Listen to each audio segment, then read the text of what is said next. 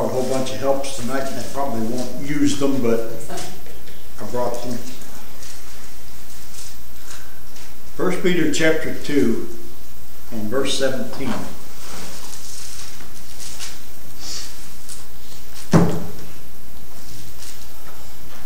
We've been doing a study on habits of highly holy people.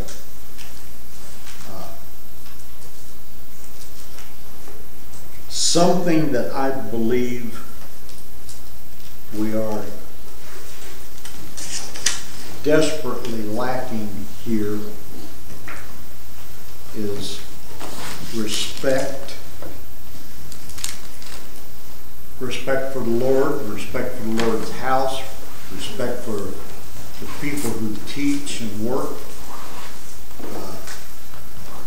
respect for one another. I think respect is in epidemic form in our world today, period. Very, very few people respect one another. Some people demand respect. Some people think their position demands respect, and some of those are true. I have had pastors that I didn't agree with, but I respect them because of their position and their job. I respect them. I've had teachers that I didn't always agree with, but I respected them because of the position that they were in. We need desperately to instill that in our young people. And the only way to do that, you can't tell a young person you have to respect that person, because if they see you not do it, they're not going to. It's not going to matter how often you tell them or how much you tell them or how much you punish them. They have to see that demonstrated through us. If we respect one another, they'll respect it. You can put a sign out there. We have a sign above the door out there that says no food or drink beyond this point. And I see more adults bringing things in here than I see children. All right. Is there a time that it's probably all right to do that? Yeah, there's been times I've had to ask somebody to go get me a drink. I do understand that. But it becomes a habit, not a need. And when we do that, I don't think we're showing the proper respect. I'll be real honest with you. It gets to be a habit. It's not something that you have to do. If you're sick, if there's something that you need, I understand that. Right? Years ago, the ladies at the church that I pastored made me or bought me a little. It was a little tray. It had a little pitcher and a little cup, and it sat on the pulpit all the time. And they made sure that every Sunday morning it was filled with water, fresh water, and that way if I had to have something, it was there. All right? I try not to do that, but there's times, and like I said, I understand. If you have sinus problems, I understand. I really do. But there's a lot of times that we don't respect. When somebody's talking and we start talking to somebody else, that shows no respect for the person that's talking.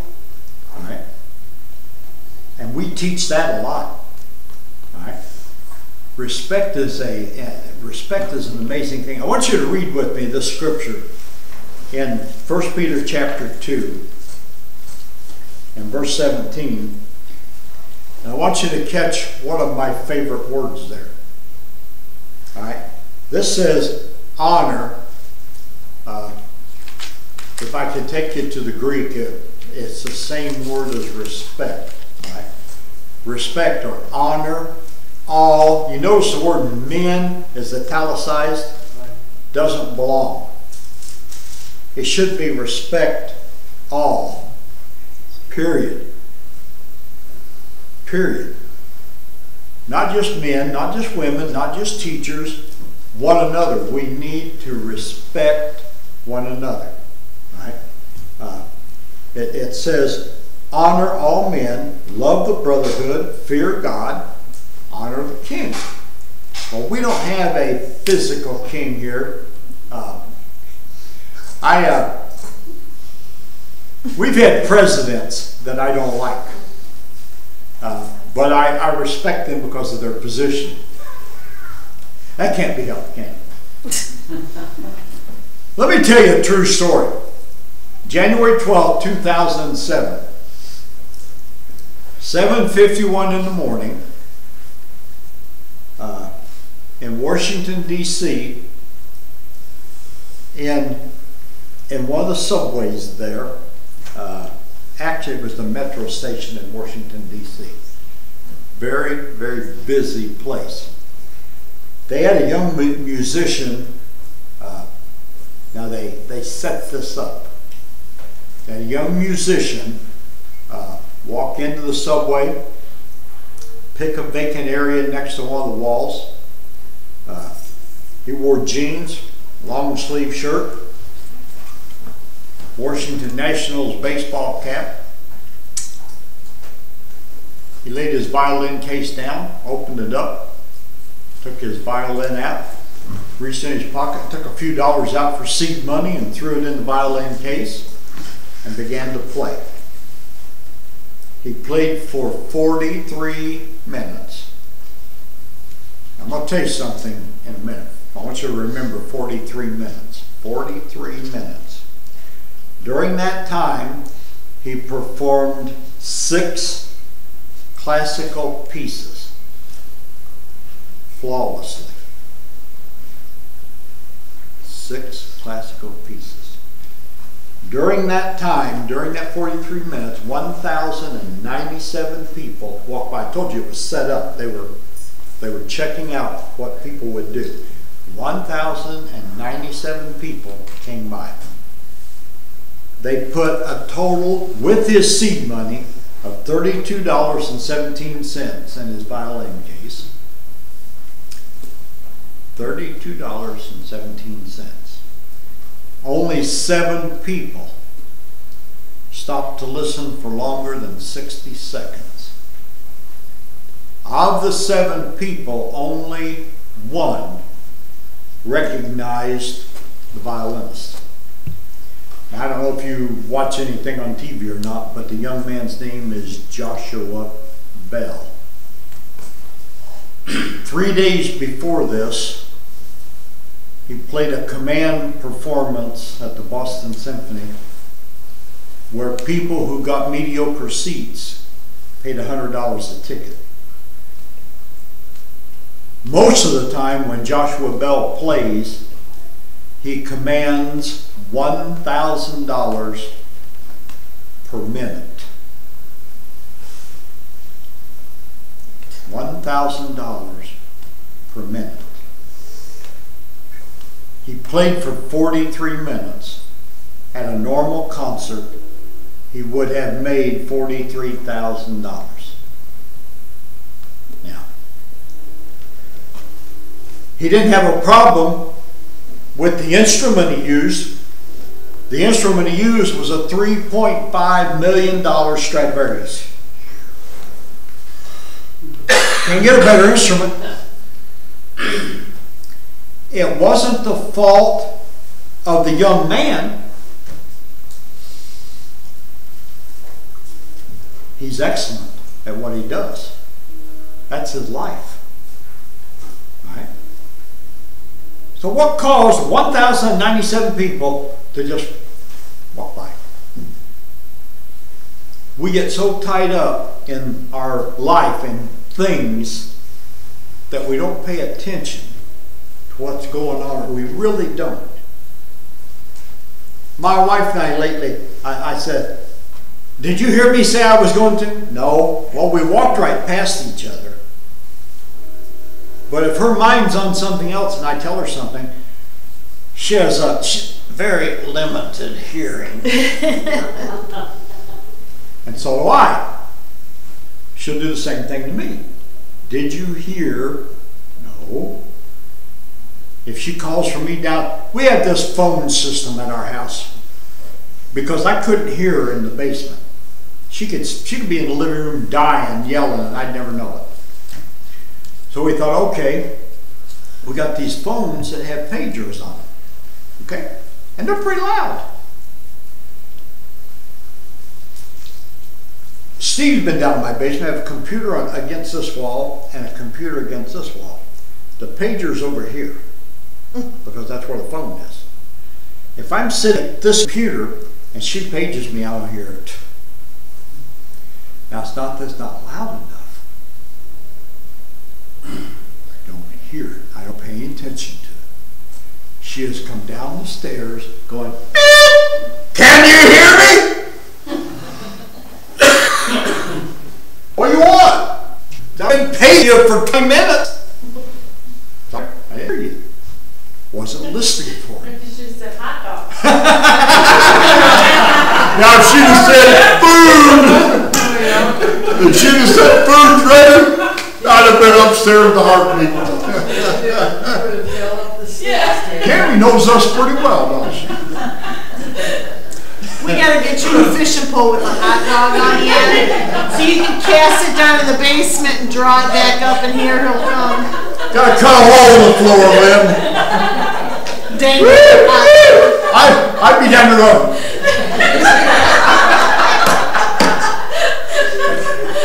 She'd go downstairs and I'd tell you.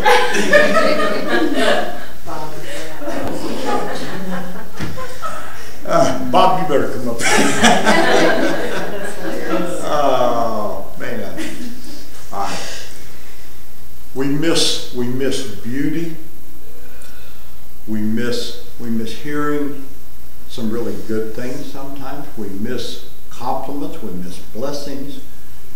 There's a lot of things. And we miss sometimes. I've been trying something lately. I've been trying. Usually I go into the gas station, go into the bank, anywhere I go, I just go in and get my job done. You know, I've been trying to watch, and if somebody's coming behind me, I stop, hold the doors, and wait. And I've got some real blessings this week doing that. Right? Going in someplace the other day, there were some people coming out. And I was holding the door, and the two ladies walked out, and a fellow would move. And I said, "Come on." He said, "No, it's my turn. You come on." No. But I gave in. He had seniority on me, so But you know what? That's a blessing when you're trying to be decent to each other, okay? That's what respect is. That's what respect is. We're trying to be decent to each other, okay? Somebody used to, have you ever heard the word common courtesy? You know, that's just a common courtesy? Not anymore. No. Common courtesy is rare. We were over at my daughter's house, and our granddaughter was reading us the rules at the school. Now, excuse me, Candace, but there's one set of rules in there that made me think that maybe that's how prisons are. It's the lunchroom rules. You have to stay over your plate. I'm picturing this. How? What? Why? What? I can understand not turn around, not mess with somebody, but you know, I picture somebody sitting.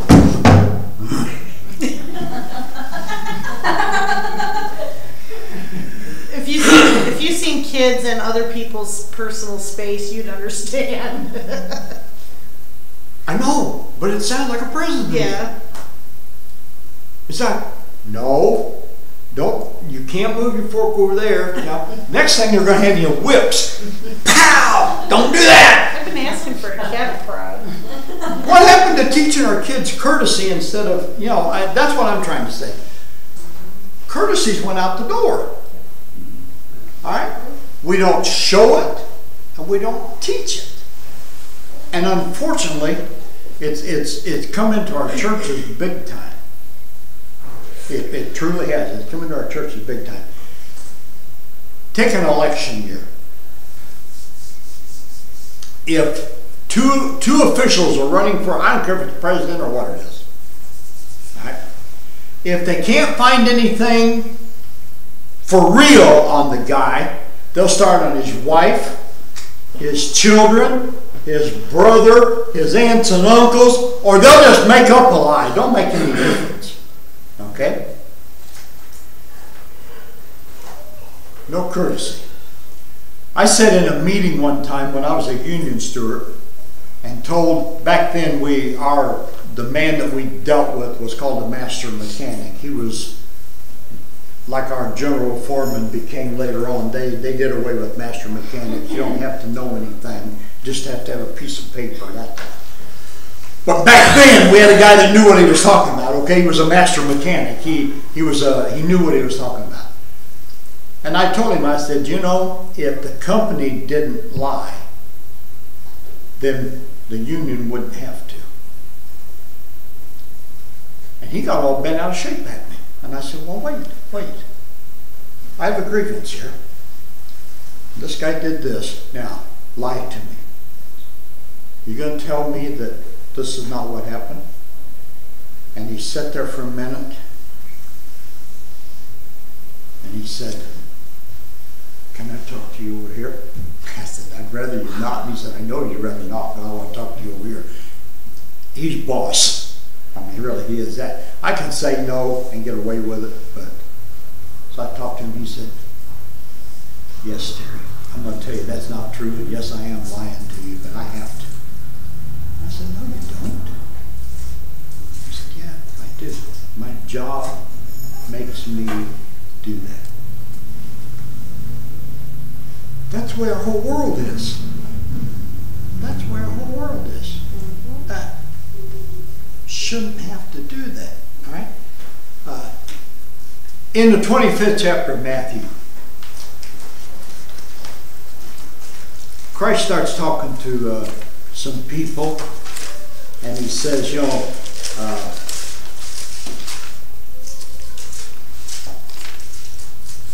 when I was in prison, you visited me. When I was thirsty, you gave me something to drink. When I needed clothing, you gave me clothing. And they said, when? When did we do that? And he said, anytime somebody was thirsty and you gave them something to drink, or anytime somebody was in prison and you visited them, or anytime somebody needed clothing and you clothed them, you gave it to me. By showing them that respect, you gave it to me. And he also said, you didn't visit me. You didn't give me something to drink. You didn't take care of me. And it's the same thing. When didn't we? When we knew. Now listen, I'm not telling you that you have to feed everybody that's hungry. That's impossible for us to do. We can't do that. Can't do that. We can help do a few things. We're going to try that in July. We're actually going to try to do something. Okay? That's something we can do.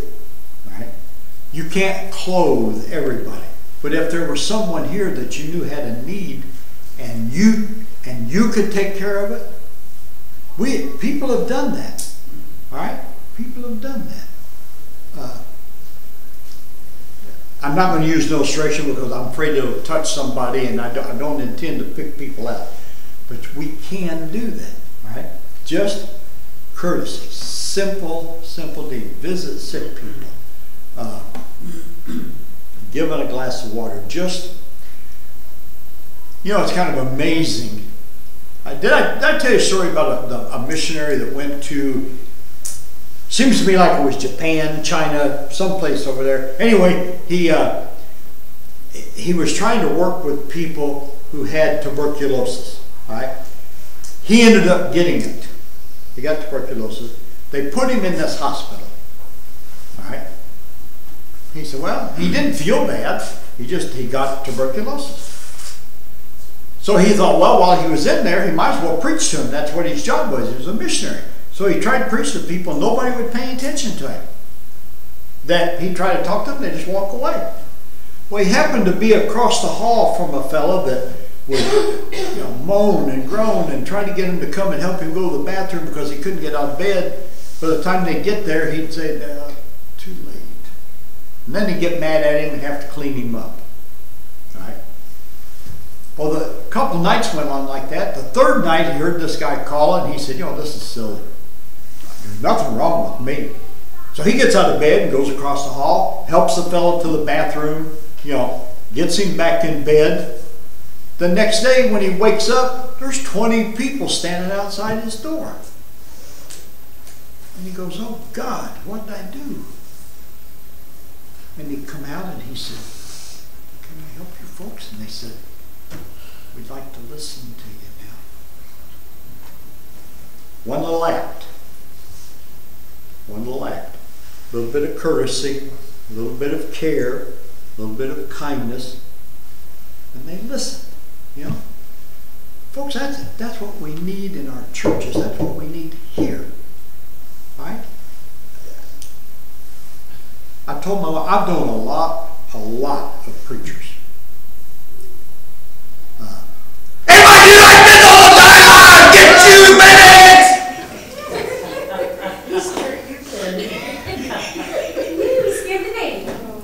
But I'll guarantee you, I can't keep it up because my throat won't handle it.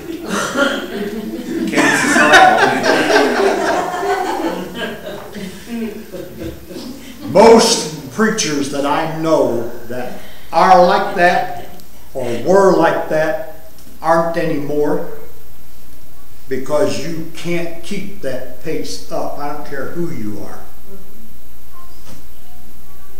You can't keep that pace up. You might be able to do it once in a while. You might. I remember some old-time preachers that would get up and spit and slobber and beat on the pulpit and you couldn't understand a word they said, but man, they'd say it with some vengeance. Not my style. I've tried it.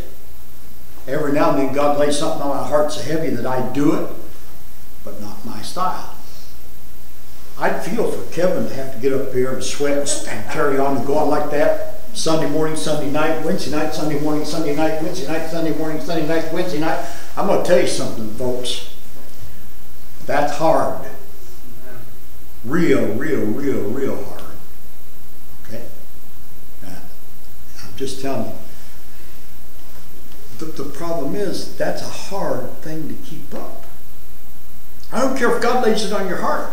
You know, your physical body's going to get hard on you. Okay? You throw it up. When I used to preach like that, we'd get out of church on Sunday morning, and I'd be like, I don't know why I can't talk, Lynn.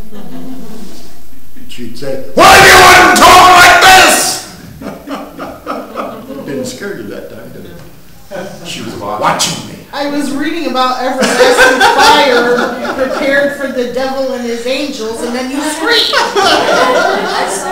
I saw you come out of your seat. That's what she told me. She said, well, if you wouldn't yell, you... That's right. Right. All right. If I could summarize the word or rudeness word, if I give you a one, you ever play that game? Give me a definition for beauty. No. No. I'd be handsome. Wasn't that what we used to call Brother Handsome? Did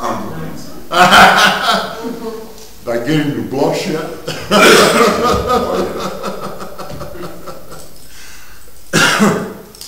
One word definition for rudeness is selfishness.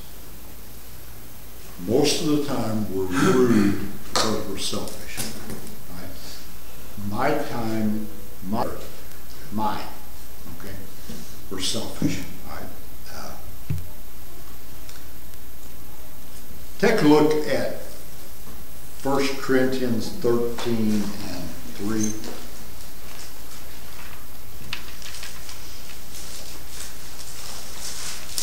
Some of you folks weren't here when we were at Garfield Street.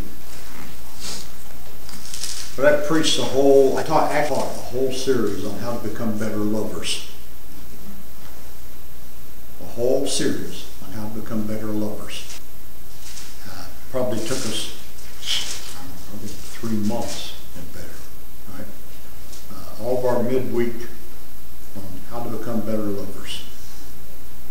1 Corinthians 13 and 3. No. Yeah, 1 Corinthians 13:3. It says, "Now though I bestow all my goods to feed the poor, and though I give my food and have not charity, profiteth me nothing." Right? Now, you know that word charity is love. Right? No matter what I do, if I'm not loving,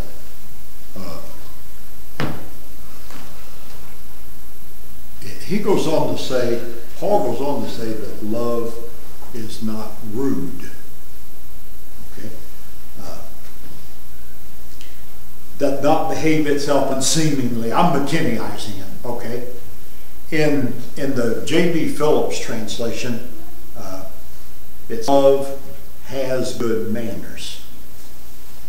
I think it's a pretty good translation. Okay? Love has good manners. Our text says that we're supposed to show proper respect to everyone. If you want to do something, every now and then I'll do something in my Bible. If you underline or draw circles around things, sometimes we do that. Put a line under that word all. All, and the word men doesn't belong there. So in your mind, you can say all people, right? Because it says all. That means everybody.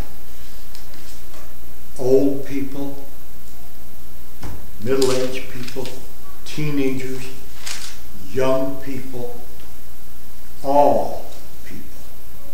We're supposed to show respect to everybody, right? Everybody. When I first came up here, and I would talk to somebody younger than me, I said, "Yes, sir." And they said, "What's the matter with you? I'm younger than you."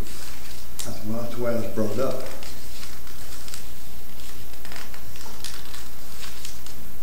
That's the way I was brought up. But up north has ruined me. I no longer do that. I don't do that. If I think about it, I will. But when I came up, I did it out of habit. That's what I was taught. "Yes, sir." "Yes, ma'am." Right? It's just respect. And they don't have to be older than me. They could be a teenager. And I go, "Yes, sir, that's right." Nothing wrong with that. We've lost respect. And it's such a, it's not, I was going to tell you it's not a hard thing. It is. If we've gotten out of the habit, it is. It's going to be, sometimes it's hard to get back. My granddaughter gave my daughter a mint this afternoon, and she was sucking on that mint, and Melody looked at Angie and said, "Are you going to quit smoking?" Angie looked, "What in the world?" She said, "We're sucking on mint." That's how she did before. All right? Not right now. You know? When we do things, see, Melody associates mint and stopping smoking because Mama did that. If Mama said, "I love you," and she's respectful to people, then Melody's going to associate that with, now we should do it. None of us do that.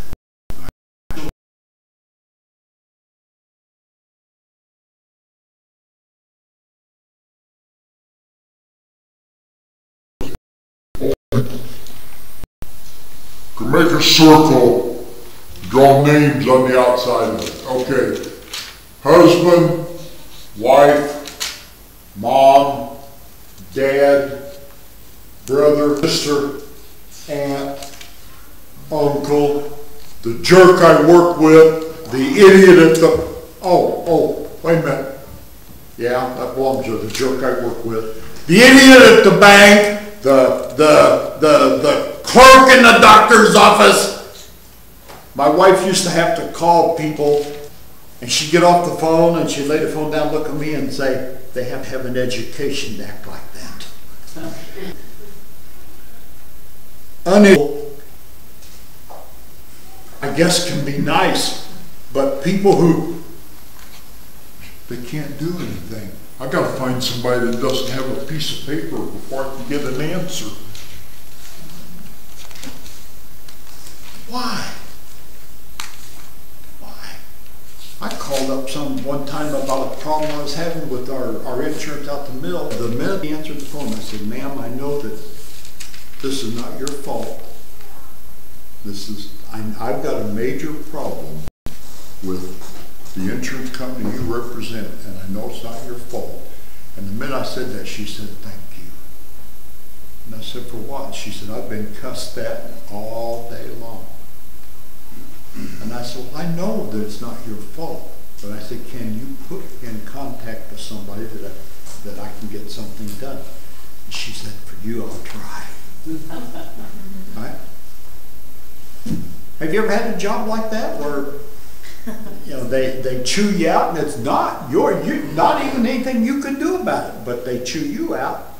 For being a bill collector. Yeah, I bet, Becky. Yeah. Just kids. All right. Yeah. All right. Our spouse, our children, mother-in-law. I can't make mother-in-law jokes because I have one of the finest mother-in-laws anywhere. I know. Isn't I that really something? do. My I can't make mother-in-law. mother-in-law jokes either, because I like my mother-in-law. Yeah. You know what? I grew up hearing mother-in-law jokes, but I'll tell you what, mine, Carolyn is a wonderful lady. She really is. I can't say anything about mother-in-law. She's a good lady. She really is. Democrats, Republicans, Unitarians, Pentecostals, Catholics. You understand? Blacks, Spanish, Japanese, Korean, says all. Boss? Yeah. Boss? Yeah. Lost people? Yeah. Yeah. It doesn't, that word all doesn't have a qualifier after it. It doesn't say all people, but the book at home I've had for years, it's old, the cover's tore off of it. The title of it was A Book of Noodles. And it's just sayings. And one of the sayings in is, I love everybody but wops and blank and blank and blank and blank and blank and blank. All right? But when God said all here, he didn't qualify it. He meant everybody. All right? Everybody. All right? 1 John chapter 4, verse 16.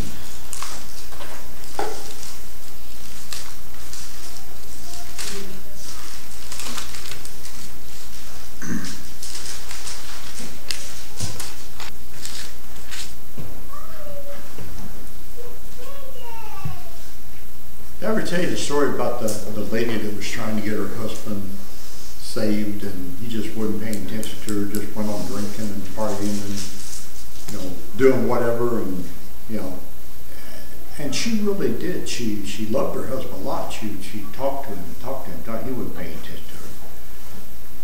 One morning he gets up, comes downstairs, and she's kneeling by the kitchen table by his chair. He said, "What's for breakfast?" She said, "I'm not fixing breakfast."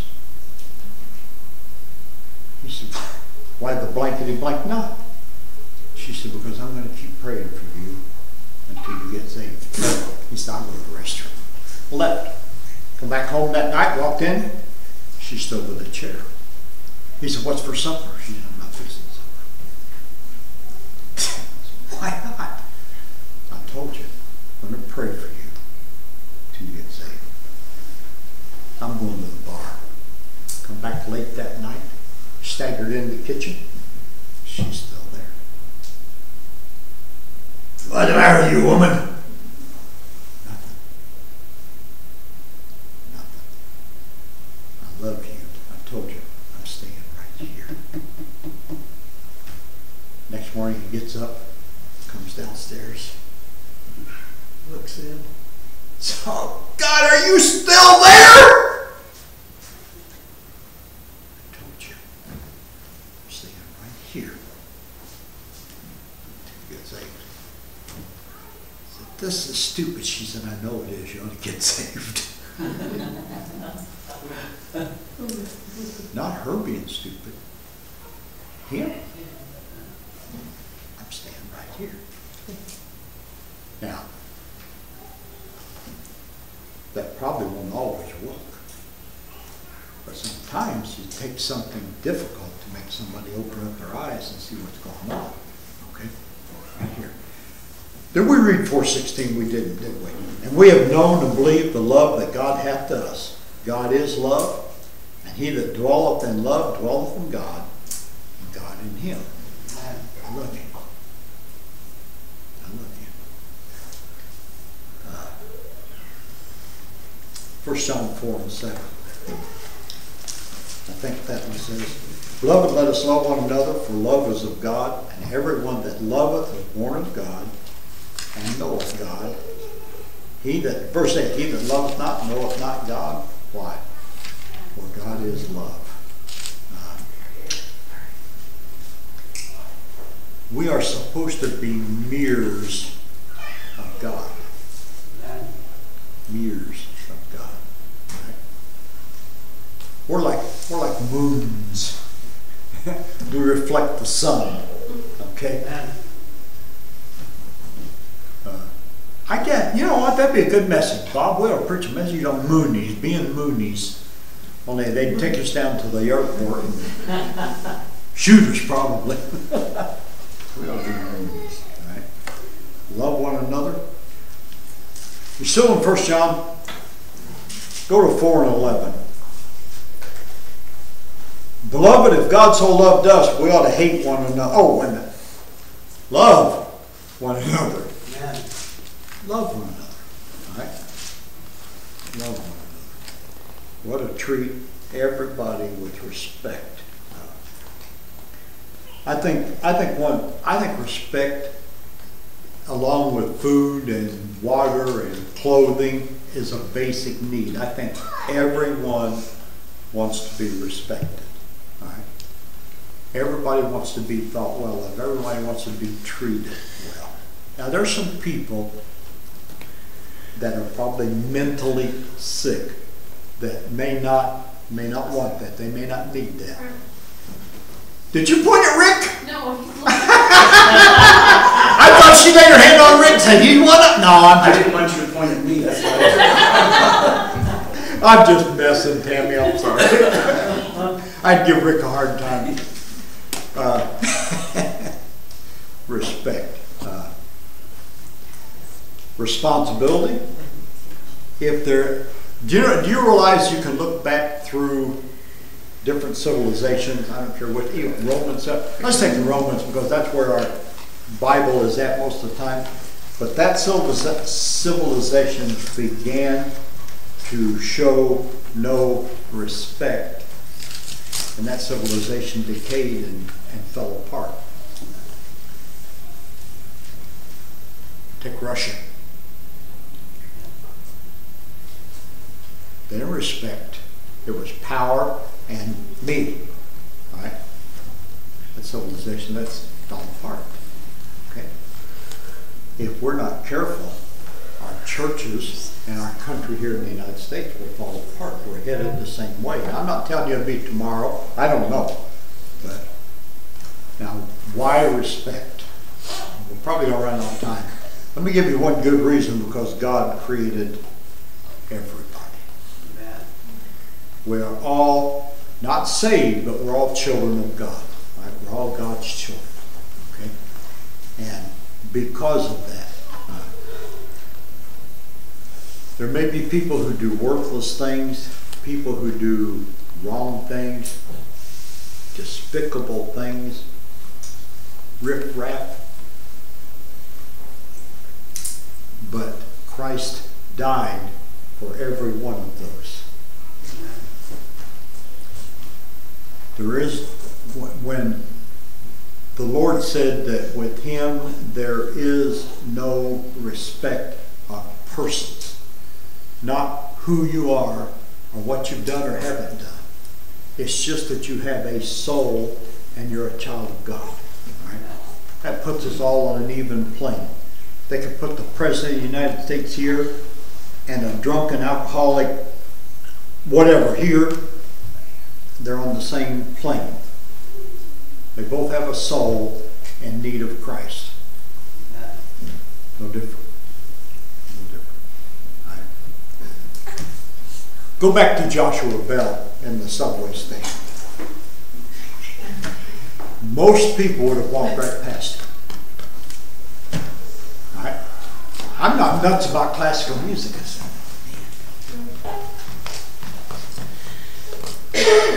Put Creed Clearwater Revival down there, or yeah, I'm just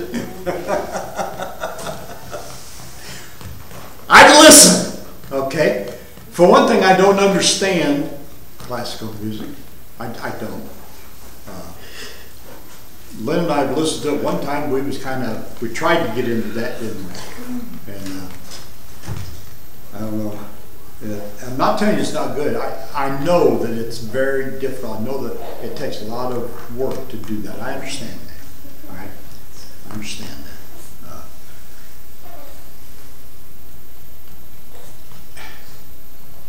People that sing. You know, I love to hear somebody get up here who can really sing. I really do. I also love to hear somebody get up here who can't sing at all. But they're getting up there. I told you about Joe Smooch. Becky knows Joe. Joe can't sing. When Joe first got saved, the little kids were up front singing. You know, they'd sing Jesus Loves Me and Zacchaeus and all of those songs. Joe was a young man when he got saved. And we were sitting in church, and the kids are up front. And Joe looked at me and said, "Can I sing with the kids?" And I said, "Yeah." Joe got up front and got down to his knees with the kids and did, "Zacchaeus was a wee little man, and a wee little man was he. He climbed up in the sycamore tree, for the Lord he wanted to see." You know why? Because he was excited about the Lord. He got saved. He never got to sing as a little kid.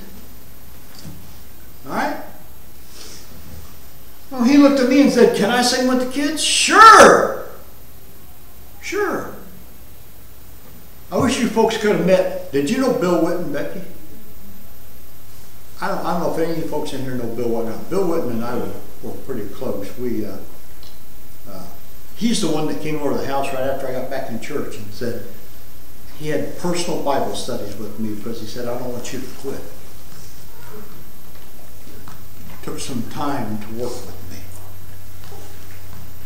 Bill had a voice like this, like a frog really bad, you know. And he liked to sing like this. You could hear Bill 3 blocks away, way off tune, but you could hear him, and he made a joyful noise to the Lord. That's the whole idea. A choir that is taught to sing sounds great, but a person that's singing because they love the Lord, they sound great too. A little respect. A little respect.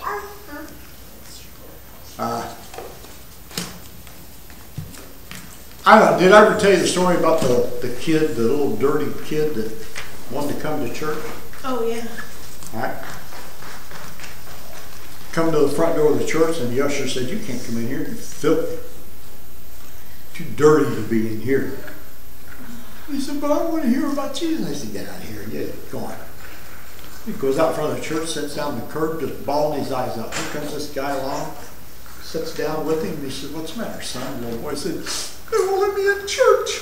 He said, "How come?" They said I'm too dirty. He said, "What's your name?" He said, "Billy." The fellow said, "That's all right, huh?" He said, "They won't let me in there either." The boy looked at him and said, "What's your name?" He said, "Jesus." Yeah. A little respect. Right? A little respect.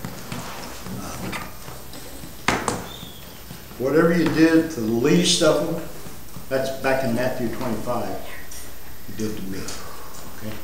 A little respect.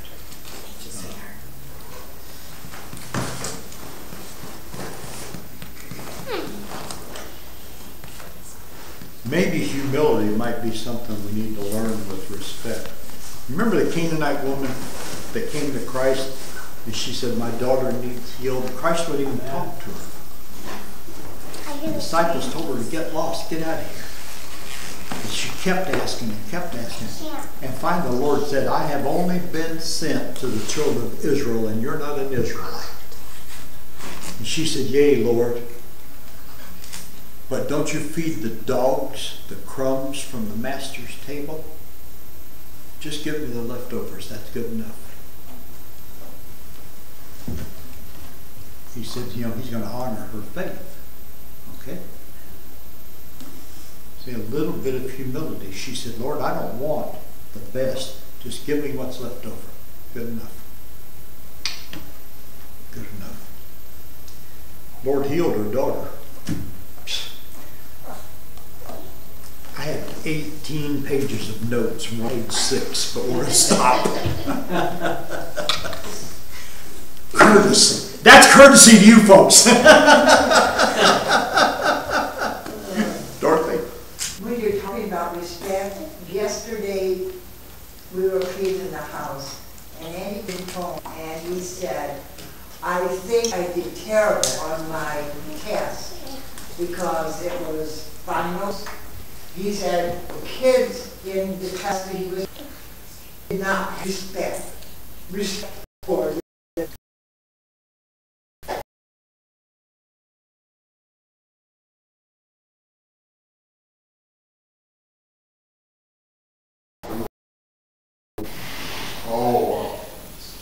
kids, respectful. But that's the first thing I taught whenever I babysitted. Was respect. We need, I really think that that's something that even here at church, we need respect here. We need, I think that's something we need to teach. Yes. Right? And by example, as much as by word, okay? We need respect, right? We're going to stop here. It says show respect to all